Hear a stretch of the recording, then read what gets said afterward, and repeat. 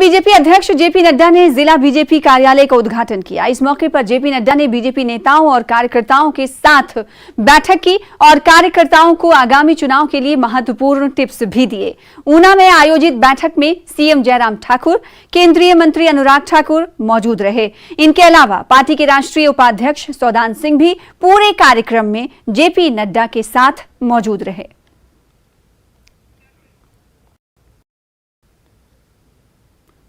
उधर ऊर्जा मंत्री सुखराम चौधरी ने देर रात विधानसभा क्षेत्र के सूरजपुर में एक जनसभा को संबोधित किया। इस दौरान कई लोगों ने कांग्रेस छोड़कर बीजेपी का दामन थामा।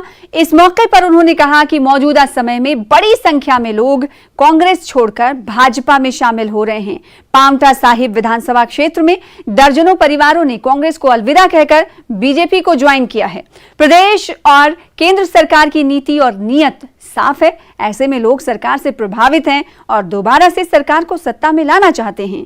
सरकार ने 300 यूनिट बिजली मुफ्त देने का निर्णय लिया कि अकेले अगस्त माह में हिमाचल प्रदेश में 14 लाख उपभोक्ताओं को मुफ्त बिजली का लाभ मिला है। आम व्यक्ति में बहुत उत्साह है भारतीय जनता पार्टी के प्रति।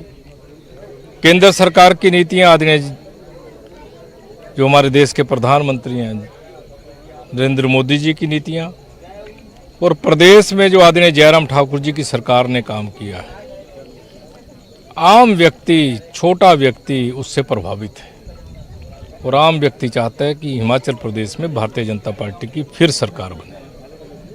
आज मैंने कलाथा में एक आयुर्वेदिक डिस्पेंसरी का शुभारंभ किया।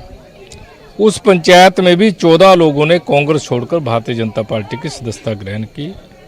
बघानी पंचायत में कार्यक्रम हुआ, 44 लोगों ने भाजपा ज्वाइन की।